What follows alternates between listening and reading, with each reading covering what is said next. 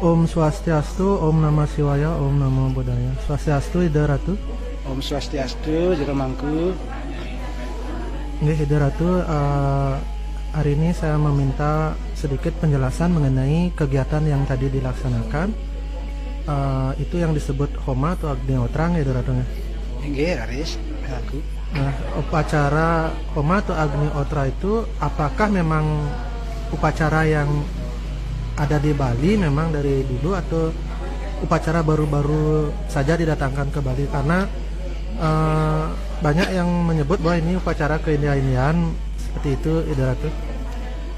Nggih, suksema Jero Mangku. Tadi kalau kita berbicara tentang Agnihotra yang saat ini, tentu kita tidak bisa terlepas daripada perjalanan sejarah masuknya agama Hindu ke Indonesia dan ke Bali.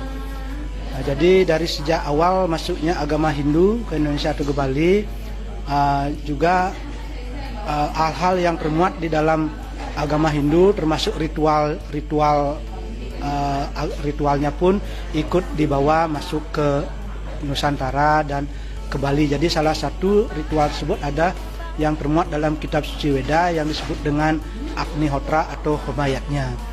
Jadi para leluhur kita sebetulnya sudah melakukan upacara Homa atau Agnihotra ini sejak bersamaan dengan masuknya agama Hindu tersebut ke Indonesia dan ke Bali. Jadi bukan baru-baru ini dibawa oleh kelompok yang baru ke sini ke Bali atau ke Indonesia. Jadi bukan berarti bahwa upacara ini ke India-Indiaan, Ida Ratu. Kalau dibilang ke India-Indiaan, yang nyatakan itu tidak 100% tidak benar. Jadi tetapi kalau dibilang upacara tersebut adalah upacara keweda-wedaan atau berasal dari kitab suci Weda, itu saya yakin 100% benar. Karena apa? Weda memang lahir di negara Bharatawarsha India, tetapi Weda adalah milik seluruh umat manusia, jadi bukan milik India saja. Dan apa yang termuat dalam kitab suci Weda bukan milik orang India saja. Jadi yang dibawa berupa upacara Agnihotra atau Homayatnya tersebut adalah upacara yang berasal dari kitab suci Weda. Jadi yang benar adalah keweda-wedaan, bukan ke-India-Indiaan. Nah, upacara yang tadi itu, Ida Ratu, apakah itu upacara yang bisa dilakukan setiap hari ataukah memang harus ada waktu-waktu tertentu? Upacara Agnihotra itu bisa dilakukan secara garis besar itu secara nitya atau sehari-hari dan secara naimitika atau pada hari-hari tertentu. Yang nitya atau sehari-hari itu lebih sering disebut sebagai Agnihotra, karena Agnihotra itu khusus pemujaan atau istilah dewacanya adalah Dewa Agni, dan ini sebetulnya adalah wajib dilakukan oleh setiap kepala keluarga, seperti juga termuat dalam Menawa Sastra dan beberapa sastra-sastra lainnya, bahwa Agnihotra tersebut wajib dilakukan oleh kepala keluarga. Nah, kemudian yang disebut dengan Naimitiko itu lebih disebut sebagai Homayatnya. Nah, kalau yang disebut dengan Homayatnya itu istilah dewatanya itu adalah disesuaikan dengan kegiatan yang dilakukan oleh Yajamano. Jadi seperti halnya dalam upacara Dewa Yatnya, Piodalan, tentu istilah dewatanya disesuaikan dengan yang dihaturkan Piodalan pada saat tersebut. Kemudian pada upacara-upacara manusia Yatnya juga dilakukan Naipitika itu sejak kita lahir sampai kita meninggal, itu juga disesuaikan dengan istilah dewata daripada pelaksanaan manusia Yatnya tersebut. Jadi secara garis besar bisa dilakukan secara nitya yang lebih umum disebut sebagai Agnihotra, dan Naimitiko itu sebagai Homayatnya. Nah, untuk masalah Agnihotra itu tadi, apakah kita itu dengan melakukan Agnihotra atau Homayatnya itu kita memuja api seperti itu? Karena banyak yang menyebut demikian, tuduhan seperti itu. Bagaimana nih Kak Ida Ratu? Kalau kita di Hindu, memang proses Nawa Bakti itu ada salah satu yang namanya Arcanam, jadi memuja bentuk. Jadi sebetulnya semua wujud atau bentuk yang ada di dunia ini adalah kalau harus kita pahami sebagai bentuk daripada Tuhan itu sendiri. Jadi dewa-dewa pun yang termuat di dalam Weda ataupun di dalam pustaka suci harus kita pahami itu adalah sebagai wujud Tuhan itu sendiri. Jadi api juga sebagai wujud daripada Dewa Agni yang secara nyata yang kita lihat itu harus kita pahami sebagai wujud Tuhan itu sendiri. Jadi yang kita puja adalah wujud beliau sebagai wujud Tuhan, bukan wujud fisik beliau sebagai api. Demikian juga ketika kita memuja umpamanya kita memuja salah satu dewa dalam wujud arca, jadi kita bukan memuja wujud beliau dalam wujud arca batu atau dalam wujud apapun yang kita wujudkan beliau, tetapi sesungguhnya kita memuja Tuhan dalam wujud beliau, dalam wujud Tuhan itu sendiri. Jadi dengan demikian kita tidak usah takut kalau memuja seperti Ratu bilang tuh arcanan itu nanti dituduh memuja berhala, itu bagaimana? Jadi tidak perlu takut ya? Tidak perlu takut karena memang pemujaan kepada bentuk apapun itu adalah memang pemujaan Tuhan itu sendiri. Jadi di dalam Bhagavad Gita juga di bab 7 kalau tidak salah sloka 22 atau sloka berapa yang lupa, itu disebutkan bahwa pemujaan kepada dewa siapapun, kepada ista dewata manapun yang kau puja, sesungguhnya engkau adalah memuja diriku. Jadi rahmat apapun, berkah apapun, karunia apapun yang diberikan oleh ista dewata yang kau puja, akulah sebetulnya, jadi Tuhanlah sebetulnya yang memberikan karunia tersebut.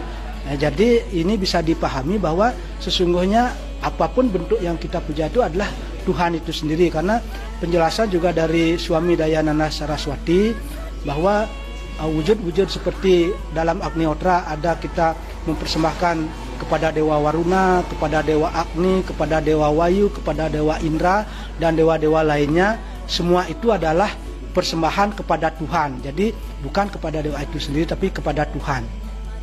Jadi dengan kita menyembah Rudra sekalipun atau nama-nama Tuhan yang lain itu merujuk yang tunggal nggih, Ratu? Nggih, merujuk yang tunggal, merujuk yang kesatu, nggih, ke inti. Dan kalau seandainya kita melakukan pemujaan Homa itu kita menyisipkan juga pemujaan kepada leluhur, apa boleh itu, Ratu? Dan sangat boleh sekali, karena kita pun sebetulnya di dalam hidup ini adalah proses sebetulnya Agnihotra. Hidup kita ini adalah proses Agnihotra. Jadi kalau kita ibaratkan badan ini adalah sebagai kayu.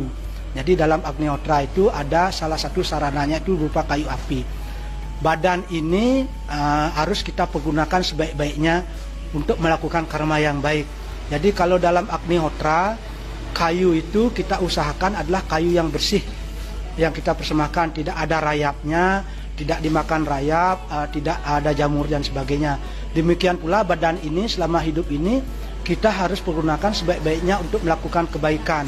Jadi nanti ketika akhir daripada kita meninggalkan dunia ini, kita harus pasti akan mempersembahkan badan ini terakhir kepada api. Jadi di Bali kita akan melakukan upacara ngaben, pembakaran jenazah. Jadi badan ini adalah sebagai kayu bakar yang kita persembahkan kepada Dewa Agni. Pada saat persembahan tersebut pun pendeta akan mengundang Dewa Agni untuk membakar jenazah tersebut. Kemudian Dewa Agni pun akan dimohonkan untuk mengantarkan sang roh kembali ke alam Pitraloka. Jadi kalau untuk upacara Homa itu sendiri untuk memang bisa digunakan untuk melakukan puja terhadap Pitarang ya, Ratu? Sangat bisa sekali nih, sangat bisa. Dan kira-kira apakah upacara ini hanya boleh dimohonkan atau dilakukan oleh golongan tertentu, Ratu? Karena ada banyak yang berdalih bahwa ini upacara yang tidak boleh dilakukan sembarangan orang. Terus ada yang menyebut bahwa menyalakan kuda tidak boleh dengan korek api gitu. Ada yang menyebut seperti itu.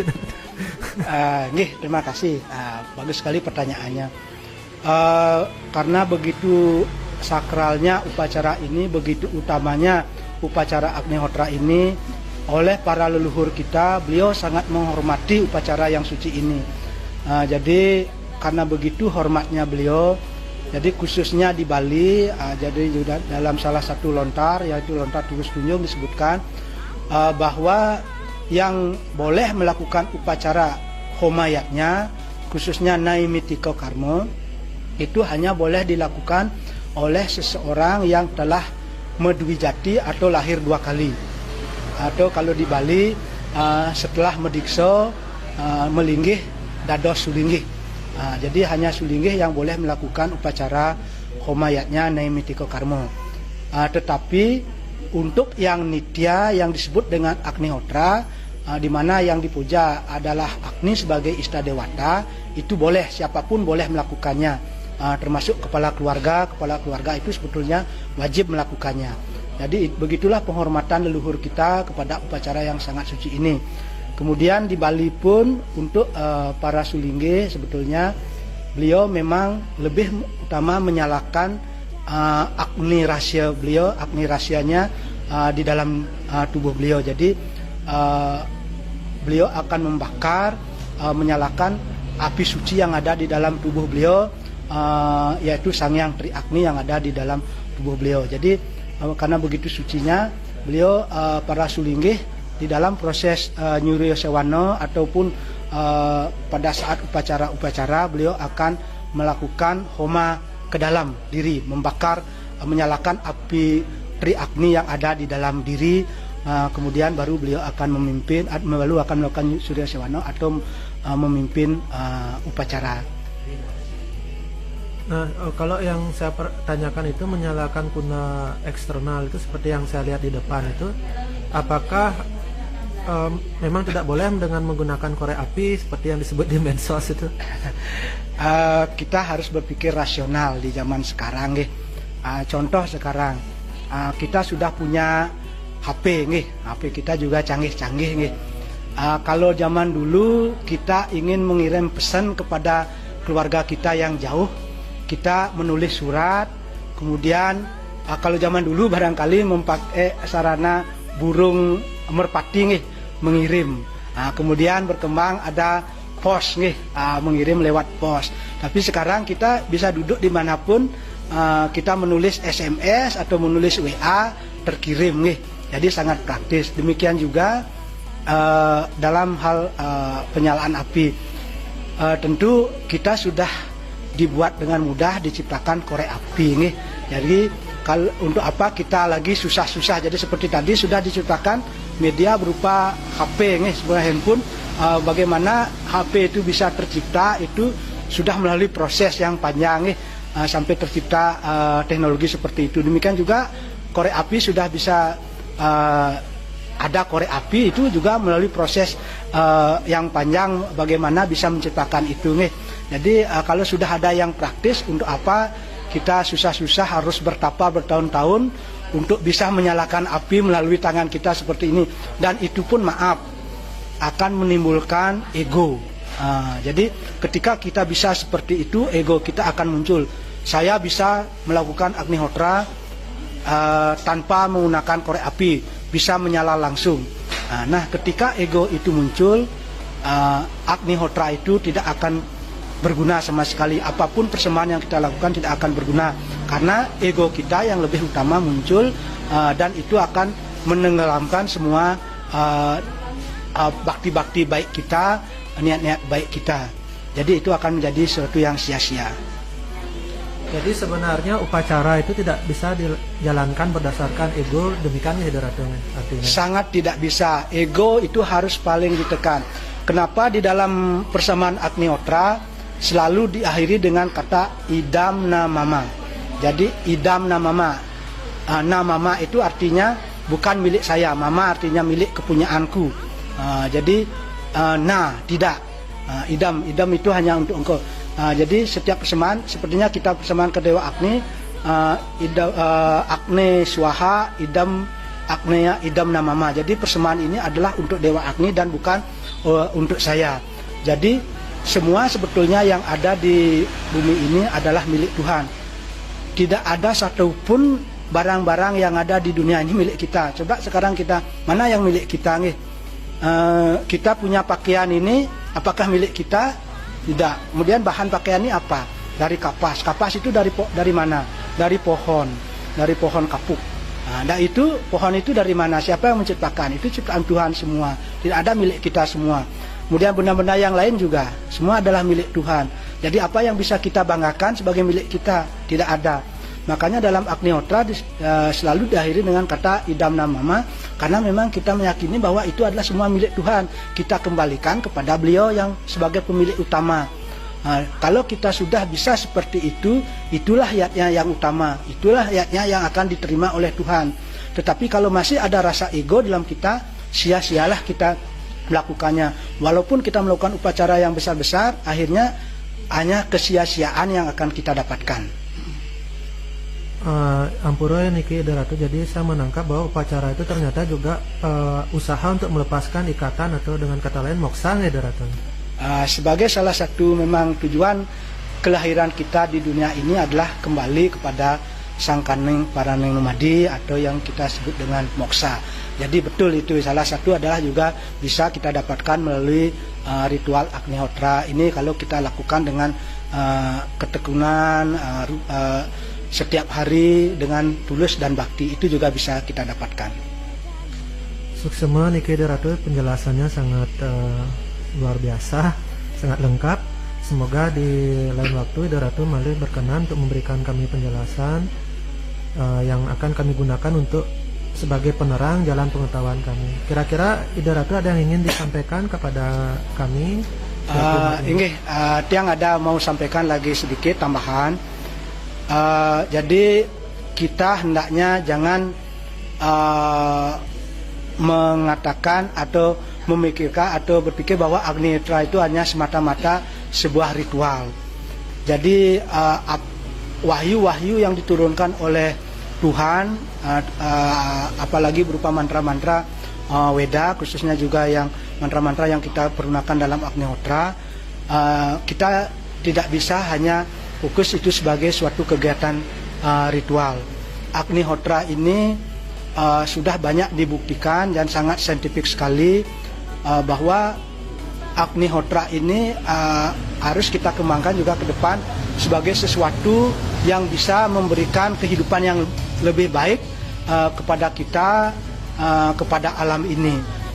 Jadi ketika api Agnihotra dinyalakan dan persembahan-persembahan berupa minyak ghee, kemudian samagri berupa bahan-bahan dari tanaman obat dan persembahan-persembahan lainnya kita persembahkan ke dalam api suci, dan itu akan menimbulkan asap dan membumbung ke atas, kemudian menyatu dengan awan, di mana awan tersebut adalah merupakan uap juga dari air laut yang diproses oleh matahari menjadi awan. Kemudian akan menyatu menjadi hujan, turun kembali ke bumi, mengalir lewat sungai, dan dalam aliran menuju ke laut tersebut pun sungai ini banyak memberikan kesuburan kepada tanah yang dilaluinya, dan menumbuhkan, memberikan kesuburan bagi tanaman, memberikan kehidupan kembali kepada kita umat manusia dan makhluk hidup di muka bumi ini. Dan demikian juga persembahan di dalam api suci tersebut, ada juga persembahan yang disebut dengan panca amritam. Salah satunya adalah berupa gula aren atau gula bali. Jadi gula bali ini adalah sebagai salah satu makanan untuk mikrobiotik yang sangat baik. Jadi untuk mikroba-mikroba yang positif yang baik itu, makanannya salah satunya adalah gula bali. Jadi gula bali tersebut yang dipersembahkan tersebut, apalagi kuno kita bisa menyatu dengan tanah, itu akan menjadi makanan bagi bakteri-bakteri yang baik. Kemudian bakteri-bakteri yang baik itu akan tumbuh dan menyebar terus di lahan kita tersebut, di tanah tersebut. Dan begitu bakteri baik itu menyebar dan memberikan kesuburan kepada tanah, kemudian tanah tersebut menjadi subur, dan tanaman kita pun akan menjadi subur. Dan ini sudah banyak dilakukan oleh teman-teman kita di Eropa dan juga di Australia. Beberapa kebun di sana sudah menggunakan Agnihotra, memberikan persembahan-persembahan pancamritam tersebut dimasukkan ke kalundo Agni yang menyatu dengan tanah, dan akan menjadikan makanan bagi bakteri-bakteri yang baik. Proses ini juga telah diteliti oleh profesor Jepang yang membuat yang kita sebut sekarang sebagai ekoenzim. Jadi ekoenzim itu pun dibuat dengan menggunakan 10%-nya itu adalah dari gula aren, dari gula merah sebagai makanan bakteri untuk membuat pupuk organik. Dan untuk yang ini sebetulnya Tiang sudah coba sejak 3 tahun yang lalu di salah satu kebun di daerah Pupuan. Jadi sejak 3 tahun yang lalu sudah dicoba untuk penggunaan Agneotra dan penggunaan sarana-sarana gula Bali ini untuk makanan dari bakteri-bakteri yang baik tersebut. Dan setelah 3 tahun sekarang hasilnya sangat luar biasa. Kebun tersebut menjadi satu-satunya kebun organik yang salah satu pohon di sana itu pohon salak itu berbuah sangat lebat. Ketika pohon-pohon yang lain tidak berbuah, pohon salak itu terus berbuah setiap hari dan setiap beberapa hari terus memetik dan hasilnya lumayan besar. Demikian juga beberapa pohon yang lain yang sudah puluhan tahun tidak berbuah seperti pohon durian juga sudah mulai berbuah. Jadi itu sudah dibuktikan. Dan malah seperti tadi, jangan sampai kita yang memiliki Agneotra ini malah kita yang tidak mempergunakannya dan digunakan oleh orang lain, digunakan oleh saudara-saudara kita di barat untuk kehidupan yang lebih baik, untuk kehidupan manusia, kehidupan makhluk hidup yang lebih baik. Jadi kita tidak hanya berpikir tentang ritual, tetapi mari kita berpikir bahwa Agneotra ini adalah untuk kehidupan makhluk hidup yang lebih baik di dunia ini. Terima kasih Ratu, penjelasannya sangat lengkap sekali sampai kepada manfaat dari homa ini, bahkan untuk pertiwi ya, tanah, kesuburan tanah dan segala macamnya.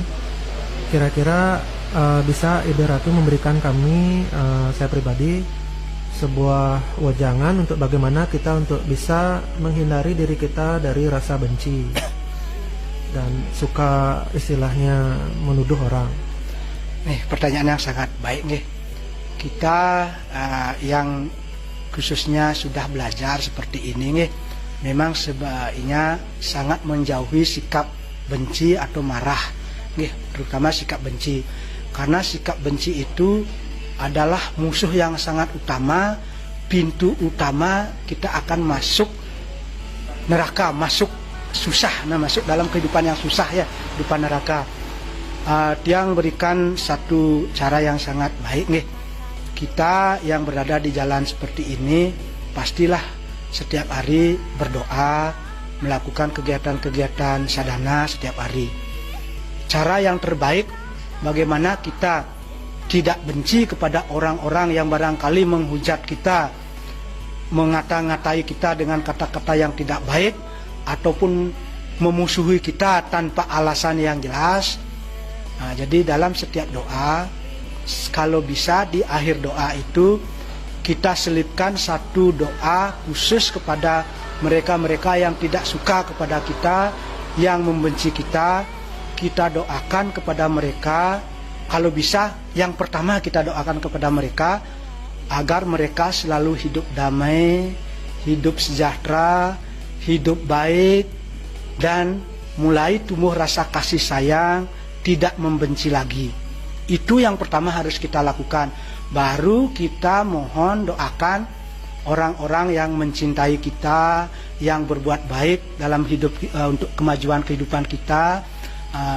Kemudian baru kita doakan anak, istri, keluarga, leluhur kita. Jadi yang pertama yang kita doakan adalah orang-orang yang membenci kita. Dengan itu yang kita lakukan, pelan-pelan kita, ego kita, rasa marah kita pasti akan hilang. Dan orang yang kita doakan pun akan mendapatkan manfaat yang sangat luar biasa. Bahkan mereka pun akan bisa kembali baik dengan kita. Itu salah satu cara yang sangat ampuh yang bisa kita lakukan. Terima kasih Ratu. Tadi sebenarnya yang mau protes kenapa orang yang benci kita itu harus didoakan, ternyata akhirnya saya mengerti. Terima kasih atas kesempatan kali ini. Semoga di lain waktu Ido Ratu malih berkenan memberikan kami wejangan yang bisa kami pakai sebagai penerang jalan pengetahuan. Dan untuk itu kami menghaturkan terima kasih dan kami tutup dengan Parama Santi. Om Santi Santi Santi. Terima kasih jero mangku matur semua. Terima kasih dan